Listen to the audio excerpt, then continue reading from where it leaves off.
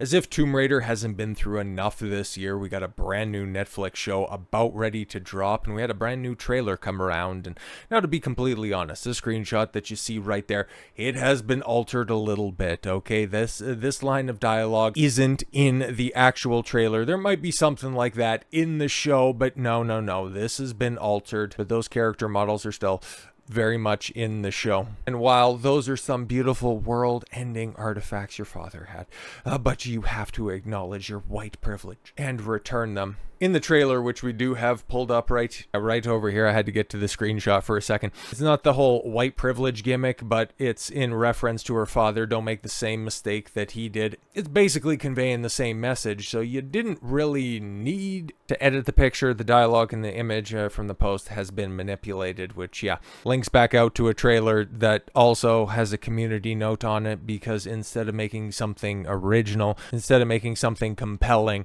they're trying to attach a very popular style of media to this to try to confuse people that, oh yeah, no, this is made in the East. Maybe it's not going to be insufferably girl bossy and woke. No, trying to say that this is an anime when in actuality it's like, yeah, anime refers specifically to animation produced in Japan. No. This is produced by the insufferable Phoebe Waller-Bridge, by the way, and this is what you're getting. That's the type of animation you're getting. You would never get anything that blocky and ugly out of Japan, so keep that name out your mouth. Because I understand that, okay, sometimes you pause animation, you got some goofy looking frames. But we've seen Lara Croft's face, okay?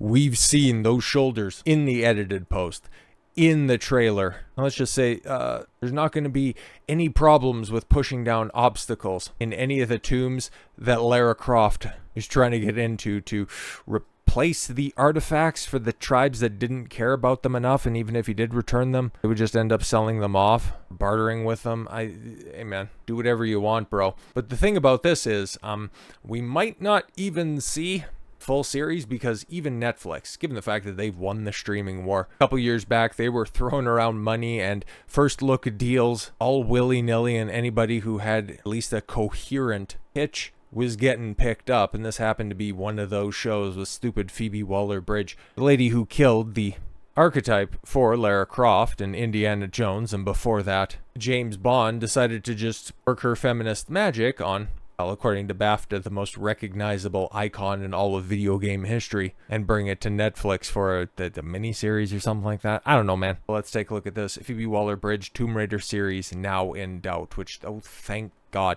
because I think we're starting to see now. We're starting to see Hollywood doing a little bit of a course correction, okay? They won't come out and publicly admit that they screwed up, but we're starting to see all of the 2016-isms get slowly pushed out of the industry. Still going to take a while, but the correction is coming. Has a writer who is known for the Marvel's WandaVision and a Marvel's upcoming Agatha series. Oh, that's also who's attached to this? Fantastic. If Phoebe wasn't enough of a cancer on this project, he had to, bring in another friend.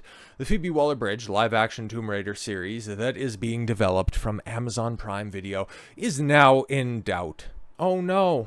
We're just going to have to wait and see what happens with the Netflix joint, because as bad as that one looks, do you think that this Amazon live-action gimmick is going to be any less insufferable? Come on, man. Even though, back in May, Amazon officially announced the series, a new report offers the Tomb Raider series might not happen. Puck News, which is run by the former editor of The Hollywood Reporter, writes in their report titled The Best and Worst TV Deals of Peak TV. Or the best and worst deal, of Peak TV, that people within the industry doubt that Phoebe Waller-Bridge's Tomb Raider series will see the light of day.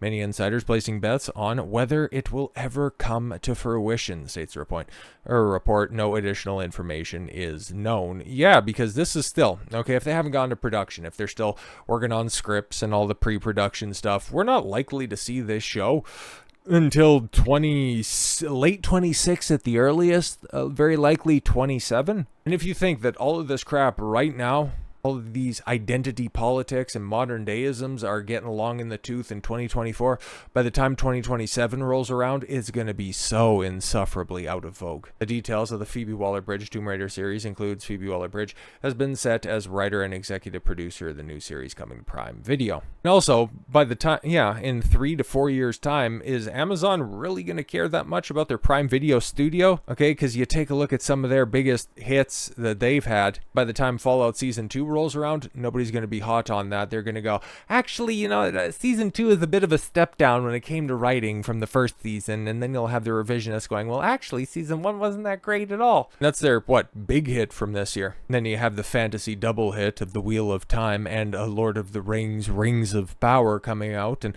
nobody looks terribly fondly towards Amazon at this point in time. So if that trend continues, what's the landscape going to look like in a few years' time? Just wondering. Now, the series is supposed to be written by Megan McDonald, who is known for the Marvels. Oof, WandaVision. Oof. And the Marvels' upcoming Agatha series, which, oh boy, we've been warned about that quite a bit. Or if you thought the Marvels was bad, just wait for Agatha. Okay, and as also said, the McDonald is serving as story editor and consulting producer. Oh, Variety also previously reported the hiring of McDonald and Tomb Raider as a project that exemplifies the non-traditional approach he likes to bring to boilerplate formats, be they sitcoms or superhero tentpoles. And yeah, you take a look at her track record, and depending on which episodes of WandaVision she wrote, if it was the latter half, if it wasn't any of the interesting stuff that they were trying to do with all of those old sitcom aesthetics, yeah, we know what her non-traditional approach is. It's terrible. Phoebe Waller-Bridge also previously talked about discussing the look of Lara Croft in the writer's room. Oh boy, she has an attitude. She has a very deliberate in the way in what she wanted to do.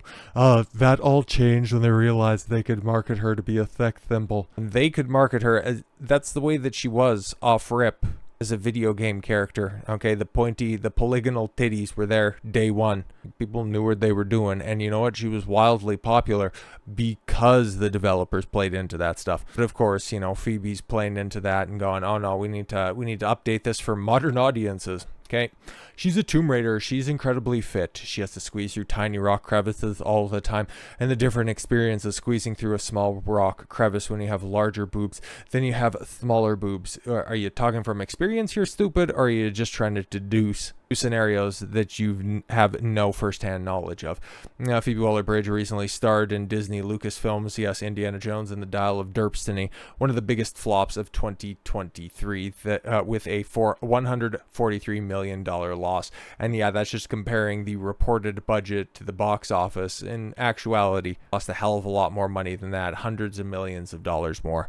Likewise, McDonald was a writer for the Marvels, the biggest flop of 2023, losing in excess, okay, with marketing and all that stuff, because you remember the box office. I remember off the top of my head $203 million on just about a $400 million budget, because that thing was reshot not as much as Captain Black America Falcon Man was, but there was at least 2.5 full movies there that ended up getting rejiggered time and time again, getting pushed off, being renamed, recast time and time again in order to just crap out that horrific mess. You get all of these brain trust babies together to work on. Was at one point in time an actual female icon in the games industry. Nobody's excited for this. Nobody's looking forward to this, and the fact that it may never come out might actually be the best bit of news for the Tomb Raider series that they've got in a very, very long time. So with all that said, thank you all very much for the gift of your time. I've been Don Consuelo. I want you to follow your gut and get after it. Take care, everyone.